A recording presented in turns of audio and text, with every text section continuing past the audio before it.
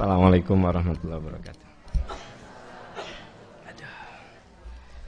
Bismillahirrahmanirrahim. Alhamdulillahirabbil alamin. La ilaha illallah wahdahu la syarikalah. Lahul mulku wa lahul hamdu wa huwa ala kulli syai'in qadir. Asyhadu an la ilaha illallah wa asyhadu anna Muhammadan abduhu wa rasuluh. Gimana kabar, Bu? Ya. Jadi tadi pas, oh ya, Bapak sehat? Hampir terlupakan. Saya tadi waktu saya persilahkan Pak Aam, saya tuh di depan, lompatan.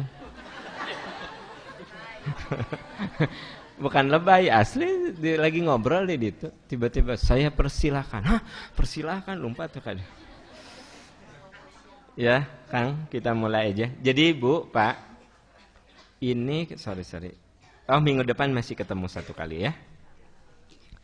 Insya Allah saya berangkat tanggal 17 itu hari Rabu.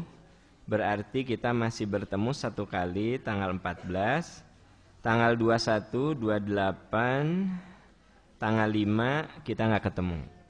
Insya Allah tanggal 12 kita sudah ketemu lagi. 12 apa? Oktober. Jadi kita nggak ketemu 3 kali, ya. 21, 28, tanggal 5. Tanggal 5 itu Idul Adha. Ya, ibu mah bapak mencit di dia, ya. Nah, mencit, ya. Saya mah di sana lagi melempar jumroh, lagi tawaf ifadah, lagi puncak-puncaknya haji itu tanggal 10 Zulhijjah. Jadi tanggal 9 Zulhijjah itu wukuf, itu puncak ibadah haji. Tanggal 10 puncak capek, karena tanggal 9 malam alias tanggal 9 malam kita ke Muzdalifah, pagi-pagi kita melempar jumroh, setelah melempar jumroh terus ke Makkah, tawaf ifadah, sa'i, balik lagi ke Makkah. Ini jadi tanggal 10 ketika Bapak Ibu keur mencit nyate, ya nyate ngabagikeun. Nah, kita yang berhaji itu lagi puncak-puncaknya, ya. Nah, tanggal 11 Zulhijjah, 12, 13. Nah, insya Allah saya tanggal 15 Zulhijjah sudah ada di Indonesia lagi. Wihna abdi dinten Jumaah, Sabtu. Jumaah ti ditu, duwi ka dieu Sabtu. Dilih bade jemput di Soekarno Hatta. Soekarno Hatta, gate-nya F, ya. Terus nanti hari Sabtu saya landing. Hari Minggu, hari Ahadnya saya kesini ketemu, insya Allah. Jadi ibu bapak selama saya berhaji tetap datang sayang. Ya, saya nggak tahu tanggal 21 itu siapa ya yang gantiin saya. Ada infonya nggak? 21 atau nanti Nah, 12 ketemu saya, 17, 12 Oktober ketemu, 9. Nanti tanggal 26 Oktober rencananya MPI tidak di sini 26 Oktober di Unisba di Aula bareng dengan Milad Unisba, ya, untuk tanggal 26 Oktober nanti. Kalau metong wah kami share acuk ti ayeuna. Jadi ya mah cuma cerita kan, Anda mah kan beda tempat beda baju. Kan gitu.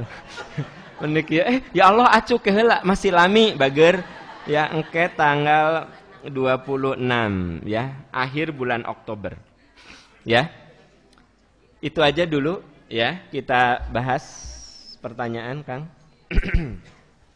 Bismillahirrahmanirrahim.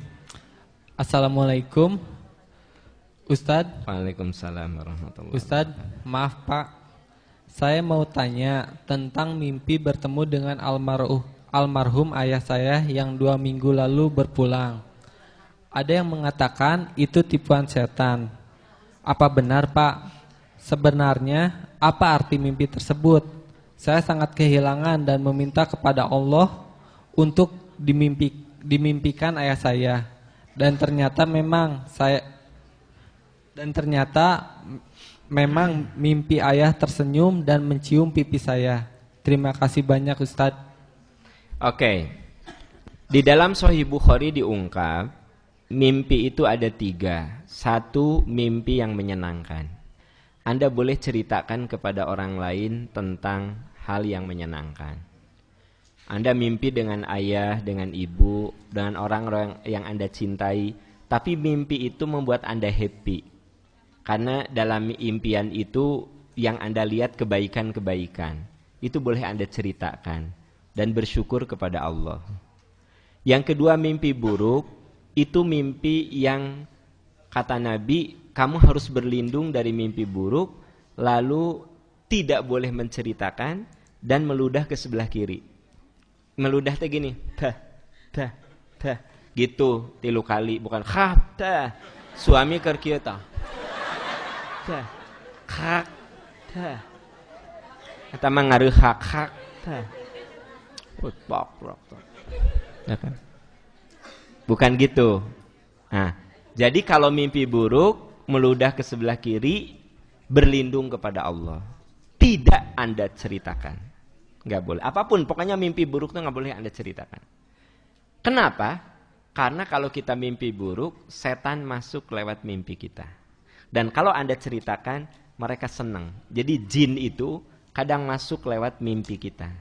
Dan mereka senang kalau mimpinya diceritakan. Kata jin teh, tuh tinggal orang keur dibahas.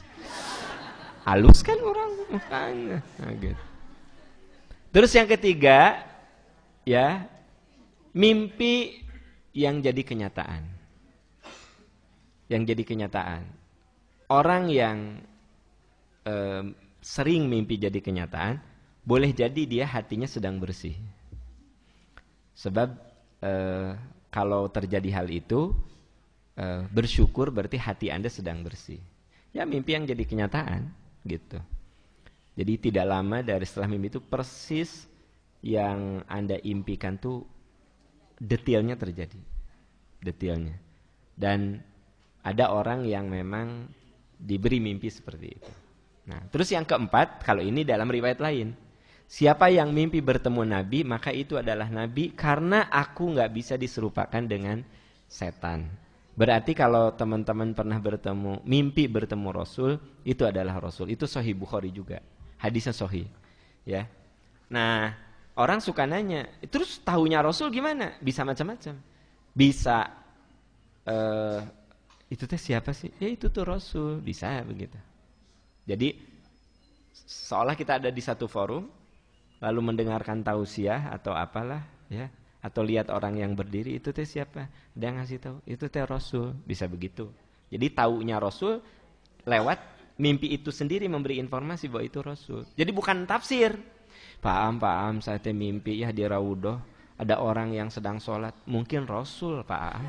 Tah, kata Rasul itu dia kan yang menafsirkan, bukan dia, gitu. Jadi dalam mimpi itu ada yang memberitahukan bahwa itu Rasul. Itu adalah mimpi yang benar. Mimpi yang baik. Nah, kalau Anda mimpi bertemu dengan ayah atau ibu, kalau yang Anda impikan itu bentuknya bagus, Anda boleh cerita sama orang. Begitu. Ayah saya meninggal sudah mau 20 tahun. Hanya pas dengar gitu saya jadi barusan gini teh, bukan liar kan kuna si Pak Am liar cenah gitu. Jadi kan tadi nutup muka saya teh ya inget ka Bapak sok ngadoa gitu. Jadi mungkin 6 bulan yang laluan selama 19 tahun beliau meninggal saya nggak pernah mimpi gitu. Tapi tiba-tiba waktu itu saya mimpi Bapak teh terlihat wajahna teh asa lebih muda gitu ya. Terus kayak bahagia gitu ya. Nah, saya berani ceritakan gini kan karena mimpi baik. Bahagia, kayak seneng gitu ya. Bapak sono gitu ya, saya teh mau bilang kangen gitu. Tapi Bapak teh ngan senyum, wajahnya jauh lebih muda ya. Kemudian tempatnya asa bagus gitu ya, asa kabita saya teh gitu. Hanya beliau teh tersenyum, saya teh terbangun. Mentak barusan pas bilang mimpi ketemu ayah, saya teh jadi ingat gitu. Jadi tadi saya mempun gitu teh ngadoa gitu ulin riut can gitu. Terus Anda masuk gitu. Nah, itu kan mimpi baik. Saya ceritakan, itu mimpi baik gitu. Nah, tapi kalau mimpi buruk, apapun itu, mau ketemu teman, saudara, ayah, ibu, mimpi buruk jangan diceritakan. Jadi mimpi itu bagian yang sebenarnya tak terpisahkan dari kehidupan kita. Hanya memang ada mimpi yang datang dari Allah, ada yang mimpi karena sebuah bunga tidur. Ya kalau Anda ngangenin Wawan yang muncul Asep kan rada aneh memang. Berenan ngangenin Wawan muncul Wawan. Ya, ngangenin Rina muncul Rina. Gitu. Nah, itu bunga tidur ya kayak gitu. Bunga tidur. Karena Anda bawah sadar merindukan itu. Justru yang datang dari Allah tuh Anda tidak pernah merencanakannya. Nggak pernah merencanakan. Ya. Saya kenapa diceritakan? Karena saya nggak pernah merencanakan pengen ketemu ayah saya lewat mimpi. Enggak, saya juga nggak pernah begitu. Saya kalau kangen doain aja udah. Kalau kangen doain aja, udah gitu. Dan saya tidak pernah minta, ya Allah pertemukan saya dengan Bapak walaupun hanya mimpi. Nggak pernah saya. Nggak pernah minta begitu. Tapi tiba-tiba setelah 19 tahun, ayah saya meninggal, tiba-tiba ada mimpi itu. Dan saya merasa itu mimpi bagus. Gitu. Ya. Nah, jadi mimpi yang datang dari Allah tuh, Anda tidak pernah merencanakan, meminta. Itu memang given, dikasih begitu. Ya, gitu. Ada juga mimpi yang itu tuntutan biologis, yaitu mimpi basah. Serius tong seserian. Iya, itu tuntutan biologis. Sorry ya, nih kaum laki-laki kan si sperma itu ada daya tampungnya. Kalau sudah penuh gitu kan, itu bisa keluar lewat mimpi. Nah, itu kan biologis. Perempuan juga bisa mimpi. Karena laki-laki dan perempuan sama, ada kebutuhan biologis. Ada seorang perempuan nanya, "Ya Rasulullah, emang perempuan juga bisa mimpi seperti yang biasa dimimpikan laki-laki?" Iya. Fa'aina syabah, di mana perbedaan? Berarti kan laki dan perempuan sama, ada kebutuhan biologis. Nah, kalau itu mah mimpi yang sifatnya tuntutan biologis gitu. Kayak gitu. Dan kita tidak boleh menafsirkan mimpi. Apalagi tafsir mimpi yang menimbulkan kebencian atau kemusyrikan. Pak Am, saya mimpinya saya tadi tampilin ku istri. Pak, sebelum itu terjadi cerai, Pak. Berarti istri Bapak mau menyakiti Bapak. Oh, itu tafsir yang bahaya. Kenapa? Mencelakakan orang. Kebayang nggak? Pak Am, saya teh mimpi ditempeleng istri. Oh, itu isyarat istri Bapak bakal melakukan keburukan. Sebelum istri Bapak melakukan keburukan, Pak, cepat ambil alih duluan dia, usir dari tempat Bapak. Bukan saya. Kan itu bahaya kalau orang menafsirkan mimpi. Jadi mimpi itu tidak boleh ada takbir, tidak boleh ada tafsir. Tapi kan Nabi Yusuf menafsirkan, itu mah Nabi punya mukjizat. Biasanya kita suka beralasan Nabi Yusuf juga beda atau kamu itu mah Nabi, kamu mah naon gitu. Kadang sok lege geuleuh teh gitu. Ya gitu. Ya cenah, Pak Ustadz kan nggak boleh menafsirkan mimpi. Nabi Yusuf kan menafsirkan mimpi. Eta teh mukjizat Nabi Yusuf teh menafsirkan. Ari kamu mukjizat bukan. Ngarang kalau kamu. Jadi kalau manusia biasa tuh nggak boleh nafsirkan mimpi gitu. Duh sayanya mimpi BAB ek dapat emas ya. So, karena mimpi BAB dapat emas. Duh, aku ya mimpi kebakaran. Oh, naik pangkat. Kan gitu. Maaf, di kita kan ada tafsir-tafsir yang sudah sudah dianggap tafsirnya gitu kan. Kalau dapat jodoh teh kalau patuk ular ya, Bu ya. Orang tua dulu ya. Ya. Dua dipacok orai, isyarat nikah. Kayak anu macok kamu teh. Tapi lalaki. Nah, jadi tafsir seperti itu tidak benar. Jadi kita tidak boleh menafsirkan mimpi. Karena begitu kita menafsirkan mimpi, ya semau gue saja. Makanya orang yang suka menafsirkan mimpi lagi ngigau dia. Mau-maunya dia, weh. Benar nggak sih? Nggak ada ilmunya. Kalau dokter mah kan ada ilmunya, ya kan? Misalnya, dok kenapa? Coba lihat matanya. Oh, kayaknya iritasi nih merah gini. Bukan ngarang kan? Ada ilmunya kan gitu. Nah, dikasih obat. Jadi ilmuwan juga bikin tafsir, memberi pemaknaan ilmuwan juga. Tapi pemaknaannya itu ada dasar, ada ilmu, gitu. Duh, kukurubukan, lapar teteh. Nah itu, apa? Duh, kurubuk, lapar so. Odading tilu damang.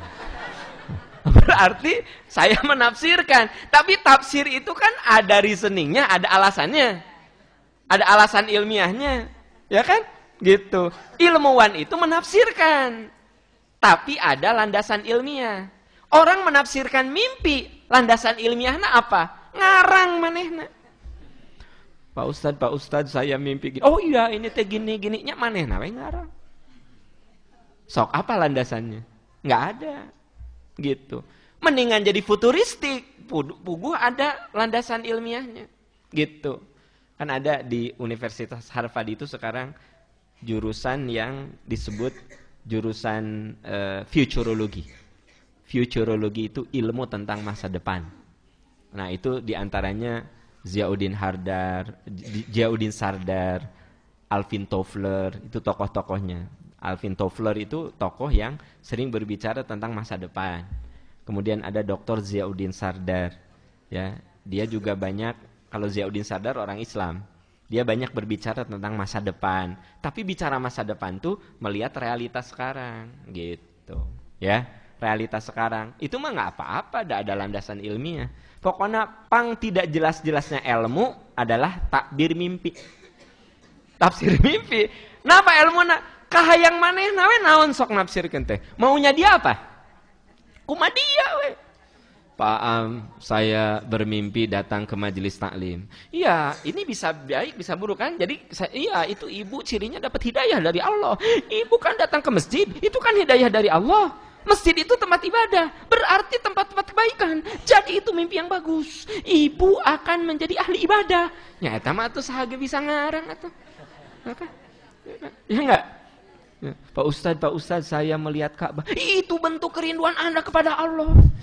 Kan gitu. Insya Allah kalau Allah ngasih rezeki, ngasih nasab, ngasih nisab, kamu akan berhaji. Ya semua orang gak bisa ngomong gitu atuh. Tuh kudu nanya ke Pak Ustadz. Karena ya kan cuma tinggal dicari aja makna mun Ka'bah meureunan Mekah atuh teh. Pak Ustadz, saya lihat Ka'bah, berarti Anda akan dapat jodoh. Moal gitu. Hubungan atuh. Ya kan? Pak Ustadz, saya lihat Ka'bah. Lalu saat tawaf tiba-tiba ada wanita yang gentel-gentel saya. Nah, itu mah pasti kan, oh, Anda bakal ke sana dan Anda kemungkinan akan punya jodoh orang Arab Saudi Arabia. Oh, gitu. Bisa nggak gitu? Bisa juga. Anda akan mendapatkan istri yang soleh. Bisa. Nah, maunya dia apa? Kumaha manehna we. Ya kan? Enggak, saya lagi tawaf, Pak. Tiba-tiba ada perempuan mendekat ke saya aja terus gitu. Iya, Anda itu kan tawaf di mana? Di Saudi Arabia. Berarti kemungkinan jodoh Anda itu kalau nggak orang Saudi ya turunan Arab. Masuk akal nggak? Bisa, tapi bisa juga gini. Ya, itu ciri bahwa Anda akan menemukan istri yang soleh, ahli ibadah, karena dia mendekati Anda sedang Anda ibadah. Bisa nggak? Bisa. Sok, Anda maunya naon? Pasti semua bisa. Pasti semua bisa. Makanya ilmu nupang teh jelas-jelas nah di alam dunia ini takbir mimpi. Karena semua bisa. Bisa semuanya. Sok, maka Anda kalau nonton acara di situ takbir mimpi, saya pernah nonton. Duh, ngarang kabeh kumaha manehna we. Jadi semua gini gitu kan. Cek aku teh. Naon eta? Kan gitu. Sok aya kan di TV giniannya. Takbir mimpi itu kumaha manehna we. Emang ada ayatnya. Eta teh ayat itu hanya sekadar memasukkan ide dia kayak tadi, ya. Misalnya, Pak Ustadz, saya lagi tawaf tiba-tiba ada perempuan yang iya itu teh Anda akan dapat istri yang soleh karena di dalam Al-Qur'an dikatakan wanita baik untuk laki-laki baik, laki-laki baik untuk wanita baik. Ada kan ayatnya. Nya manehna we asupkeun ka dinya. Gitu. Paham enggak maksud saya? Nah, makanya ilmu nupang teh jelas-jelasna takbir mimpi. Gitu. Matak aneh mun aya materi takbir mimpi, pengajian takbir mimpi. Kumaha manehna we teh. Tapi memang ayat bisa dimasukkeun. Bisa gitu. Ya. Kayak yang tadi kan belum pakai ayat, Pak Am, saya mimpi lihat Ka'bah. Iya, ada ayat inna awwala baiti wudi'a linnas lalladzi bi Bakkah. Rumah yang pertama dibangun di muka bumi adalah Ka'bah, yaitu Anda mimpi yang bagus. Ayat keluar kan? Mimpi yang bagus. Dan semua orang Islam itu merindukan untuk tawaf di sana, ya. Tawaf itu adalah keluar ayat deh gitu. Gitu. Gitulah saudara-saudara tentang mimpi tadi, ya. Mudah-mudahan terjawab sih. Tidak terjawab juga nggak apa-apa. Saya teh khawatir gini, ongko si Pak Am bilang nggak boleh takbir mimpi. Ongko itu ditafsirkan. Saya nggak menafsirkan itu. Saya cuma mengatakan mimpi itu begini, sabda Rasul, ya. Gitu. Oh ya, satu lagi saya dengar. Satu hal, jangan pernah mengartikan jawaban istikharah itu lewat mimpi. Enggak ada satu dalil pun, satu huruf pun yang mengatakan jawaban istikharah itu mimpi. Jawaban istikharah itu kemantapan hati. Nah, kemantapan hati bisa lewat mimpi. Paham nggak sih? Jadi misalnya gini, ada orang yang paham saya udah istikharah nggak mimpi-mimpi. Nggak mimpi-mimpi saya. Kumahanya. Adik kamu mantap tuh. Mantapnya eta jawabannya.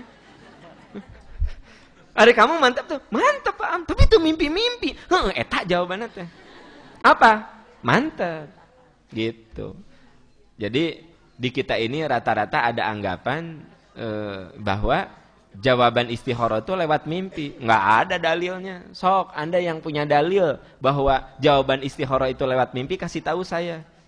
Bisi ayat hadis yang terselip sampai tidak ditemukan, kasih tahu aja saya. Saya senang banget kalau ada hadis yang mengatakan jawaban istikharah itu mimpi. Yang saya temukan, jawaban istikharah itu kalau kamu mau mengambil satu keputusan besar, sholatlah 2 rakaat, mohon yang terbaik kepada Allah. Semoga Allah memberi yang terbaik pada kamu. Itu saja. Ya. Ada yang misalnya melamar, terima jangan ya. Anda ragu kan? Sholat istikharah. Dengan perjalanan waktu Anda semakin mantap dan Anda semakin lihat sisi-sisi baik dari laki-laki itu. Itu jawaban istikharah bukan? Iya. Walaupun Anda nggak mimpi. Ada yang mendekati Anda istikharah, tapi makin kesini teh makin pika sebelen. Nah, pikan makin sebel lihat jalan mana teh. Nah, tiap ibadah lapor geuleuh. Cikibut. Neng, aku saum gitu. Geuleuh kan? Neng, aku duhur, Neng. Neng, aku tahajud. Neng, aku duha.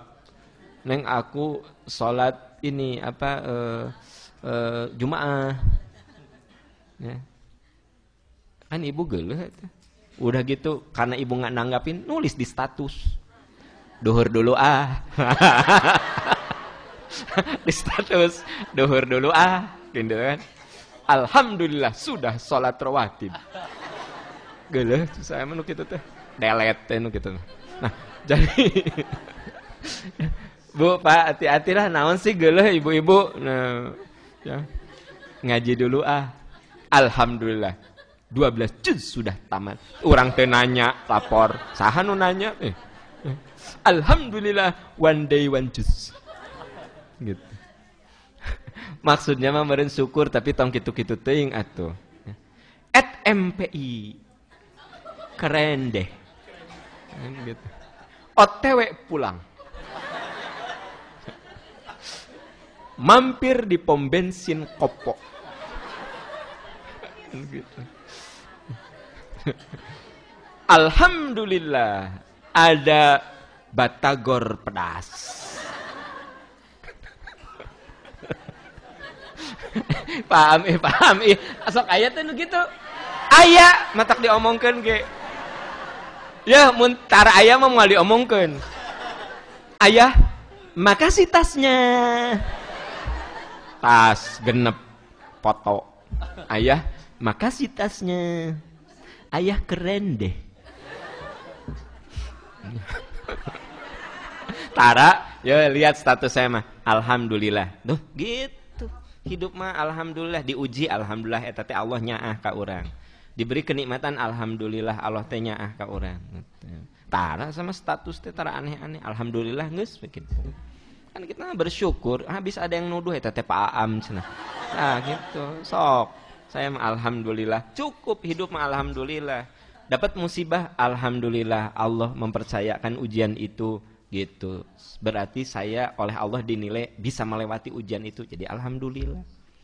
Dikasih kenikmatan alhamdulillah, berarti Allah Maha tahu saya bisa menjaga amanah itu, makanya diberikan sama saya. Gitu. Ulah iya mah. Sakit perut. Nyut. Atau teman-teman teh ngontak semuanya, siapa kalau? Semoga Allah menyembuhkan gitu. Duh, lamun ningalian ya status hayang seuri ya Allah.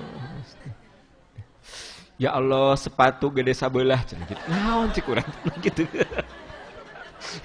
Terus gambar nu lelah teh anu, apa sih? Nu capek teh.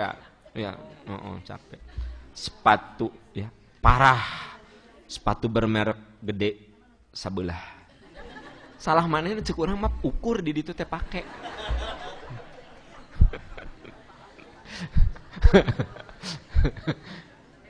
MPI gerah.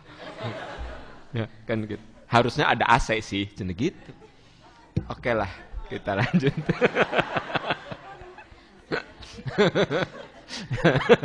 Yang punya status friend dengan saya nggak usah dirubah, biarin aja. Ini langsung pada diganti. Oh, dibaca saya si Pak Am, ganti kan gitu. Saya sih nggak pernah maca, tara maca. Jangan kabaca. Ya. Kang, meni rajin, gawe nyata ya tuh. Kalau lagi nggak ada kerjaan, bacaan status batur gitu. Udah gitu teh saya teh merenya bacaan status batur, panas dong. Status teu balik kabeh. Tah eta terjebak tah. Kan saya baca status batur meni barutut kieu langsung saya nulis status teu balik kabeh kampungan. Berarti orang terbawa. Awas, matak saya nggak pernah terpengaruh. Ya. Oke, Kang, next. Ya, pertanyaan kedua. Assalamualaikum Pak Am. Waalaikumsalam warahmatullahi wabarakatuh. Seringkali Allah menggunakan kata pengganti kami. Ini maknanya apa, Pak? Bukankah Allah Maha Besar, Maha Kuasa, yang tidak terbatas kekuasaannya dan tidak membutuhkan bantuan makhluknya dalam melaksanakan segala kehendaknya. Karena kata tersebut bermakna jamak yang berarti ada unsur lain selain Allah. Salah satu contoh dalam surat An-Nisa ayat 31 dan lain-lain. Seringkali juga Allah menggunakan kata aku dan seringkali juga Allah menggunakan kata Allah sendiri yang maknanya seolah-olah pesan tidak langsung. Surat An-Nisa ayat 30. Apakah ada pengklasifikasian dalam ilmu Al-Quran tentang asal-usul dari wahyu Allah tersebut? Mohon pencerahannya Pak Am, atas perhatian saya haturkan, terima kasih. Iya, Anda benar kalau cara berpikir Anda, kerangka pikirnya bahasa Indonesia. Sementara Al-Quran itu kan inna anzalnahu Qur'anan Arabiyyan la'allakum ta'qilun. Kami turunkan Al-Quran itu dengan bahasa Arab. Kalau dalam bahasa Arab, nahnu, kami, itu bukan berarti mewakili orang lain. Kalau dalam bahasa Indonesia kan mewakili.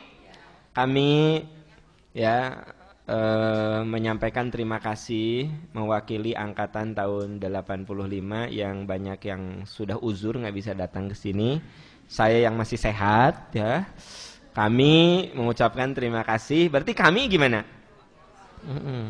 Tapi kalau dalam bahasa Arab, kami itu bukan mewakili. Kami itu untuk menunjukkan li ta'zim, menunjukkan keagungan, kebesaran, kehebatan. Nahnu nazzalna dzikra. Kami itu maksudnya Allah yang menunjukkan bahwa Allah itu maha kuasa, maha agung, maha besar, tak ada yang menandinginya. Maka disebut kata nahnu, kami. Jadi sebenarnya kesalahannya adalah karena Anda menggunakan kerangka pikir bahasa Indonesia. Dan Anda tidak terlalu salah karena yang Anda baca terjemahannya. Nah sementara kalau dalam bahasa Arabnya, Al-Quran itu menggunakan kata nahnu bukan untuk seolah-olah Allah itu terdiri dari beberapa unsur, tapi nahnu di situ untuk menunjukkan keagungan kebesaran. Makanya sesuatu yang sifatnya agung, besar, hebat itu seringkali diawali dengan kata nahnu. Nahnu nazzalna dzikra, kami yang menurunkan Al-Quran. Itu kami menunjukkan keagungan kebesaran, begitu. Ya. Itu landasannya. Makanya di dalam penerjemahan itu dikenal apa yang disebut cross cultural interpretation atau intercultural interpretation. Jadi sehebat-hebatnya Anda menguasai bahasa, Anda tidak bisa mengalih bahasakan secara akurat bahasa itu. Itu sebabnya ada footnote di terjemahan kontemporer, itu ada footnote. Karena walaupun saya belajar bahasa Arab, saya juga orang Indonesia, ya, saya mengerti bahasa Arab, tetapi tetap ada bahasa Arab yang tidak bisa saya ganti dalam bahasa Indonesia. Saya orang Sunda, ya, dan saya bisa bahasa Indonesia, bisa bahasa Sunda, tapi tidak semua bahasa Sunda bisa saya terjemah ke dalam bahasa Indonesia. Blug nangkuban, blak nangkarak, itu nggak ada bahasa Indonesianya. Blug nangkuban, terlengkup, blak nangkarak, terlentang, kan tepas, ya. Temais temelem, ketempuhan buntut maung orang. Temais, aku tidak mepes. Aku tidak membakar. Aku kena ekor harimau. Aku nggak ngerti ini. So, orang yang bukan Sunda bingung. Naon sih kamu? Maksud lo apa sih? Iya, gue nggak mepes. Gue nggak ngebakar. Gue kena ekor harimau. Apa? Maksudnya, ya, orang mah teu mais teu meulem, urang katempuan buntut maung. Naon sih teh mah? Eta mah ngerti orang Sunda mah. Teu mais teu meulem katempuan buntut maung. Tiba-tiba saya terlibat padahal saya enggak ada saham apa-apa saya di situ. Teu mais teu meulem katempuan buntut maung. Sok terjemahkan dalam bahasa Indonesia. Aku juga bingung. Dengerin aku enggak mepes. Aku enggak bakar. Ekor harimau kena sama aku. Nah, itu namanya cross cultural interpretation atau intercultural interpretation. Makanya betul kata Imam Syafi'i, kalau kamu ingin jadi alim tentang agama, kamu wajib menguasai bahasa Arab. Bukan kalau kamu ingin tahu agama, enggak. Sebab ada alim, ulama, ada penceramah. Kalau penceramah mah Anda nggak ngerti bahasa Arab juga nggak apa-apa. No penting Anda punya kemampuan retorika. Kursus retorika. How to be a good communicator yang handal, 3 bulan nggak bisa. Ya. Apalagi vokal Anda bagus, suara Anda bagus, penampilan Anda bagus, insya Allah. Ya. Ustadz jebolan pesantren nggak eleh ku Anda deh. Karena Anda punya retorika, ya kan? Gitu. Tapi kalau bicara ilmu, Anda nggak punya ilmu. Kenapa? Anda nggak bisa nerjemah Al-Quran sendiri. Ya. Udah gitu ayatnya juga suka ketukar-ketukar. Tapi kalau bicara ilustrasi segala macam, karena Anda seorang yang biasa berbicara di depan orang dan Anda juga punya bakat orasi yang bagus, ya. Vokal Anda juga bagus, intonasi Anda juga bagus gitu. Karena saya kemarin katakan bahwa vokal itu penting, ya. Gitu. Jadi Anda kalau dengar ceramah terus si pembicara itu vokalnya nggak bagus, suka agak lelah juga. Ya kan gitu. Kamu mau nada datar aja. Mau turun-turun, mau naik terus capek. Ya, tapi kudu fluktuatif seperti orang menyanyi kan gitu, naik turun. Nah, itu semua orang bisa lakukan asal Anda mau belajar. Tapi untuk jadi ulama itu nggak bisa karbitan karena harus dari awal. Butuh waktu yang berpuluh tahun. Makanya kata Imam Syafi'i, semua orang bisa jadi mubalik, penceramah, tapi tidak semua orang bisa jadi ulama. Jadi semua orang bisa jadi mubalik. Tahu mubalik? Balagha yuballighu tabligh, mubalik, orang yang menyampaikan, penceramah. Semua orang bisa jadi orator, tapi tidak semua orang bisa jadi ilmuwan. Ada nggak orang yang bicara kesehatan lebih menarik daripada seorang profesor dokter? Ada dokter, udah profesor, tapi mungkin tidak punya kemampuan orasi. Tunduh. Tapi ilmunya, seabreg-abreg. Berapa dokter yang sudah dia luluskan oleh si profesor itu, berapa dokter spesialis yang sudah dilahirkan oleh dia. Tapi kalau bicara nunutan. Ada orang yang dia kuliahnya bukan di kedokteran, tetapi dia bagus orasinya. Cukup dia ngambil ilmiah populer, dia cerita tentang hipertensi, bisa menarik tuh. Ya, Kang Lutfi, dia kan orator, ya, misalnya, nggak orator. Dia cuma baca aja tentang hipertensi, gini, dia bisa lebih menarik daripada seorang profesor bidang hipertensi. Sebagai orator, tapi sebagai ilmuwan, dia nggak bisa. Jadi semua orang bisa jadi orator, tapi tidak semua orang bisa jadi ilmuwan. Baik urusan ilmu agama atau urusan ilmu umum, gitu maksud saya. Ya kan, paham ya? Nah, jadi dengan demikian, kata Imam Syafi'i, semua orang bisa jadi mubalig, tapi tidak semua orang bisa jadi ulama. Karena ulama itu nggak bisa dikarbit. Kalau mubalig itu bisa dikarbit. Ulama itu memang harus ilmunya harus terasah. Ya, dia harus belajar, dia harus mengerti, bisa bahasa Arab. Ya, kalau orang tua dulu nyebutnya ilmu 12 fan, nahwiyah, sorob, badi, ma'ani, ya, mantik, itu ada 12 macam ilmu. Bukan mau mempersulit supaya agama itu tidak rusak, gitu maksudnya. Ya. Dia menguasai Al-Quran, dia menguasai hadis, dia menguasai usul fikih, dia menguasai mustalah hadis, dan dia memahami ilmu-ilmu kekinian yang bersifat modern. Baru dia ulama, gitu. Nah, tadi yang ditanyakan, karena Anda berpikirnya dalam mindset bahasa Indonesia, maka muncul tafsir seperti tadi. Tapi kalau kita berpikir pada mindset bahasa Arab, yang memang itu bahasa Quran, nggak mungkin muncul seperti itu. Karena nahnu dalam Al-Quran, bukan untuk menunjukkan sekedar banyak, tetapi itu untuk menunjukkan juga ta'zim, keagungan, kebesaran, kehebatan. Nah gitu, ya. Itu jawabannya. Wallahu a'lam. Kang, break dulu aja.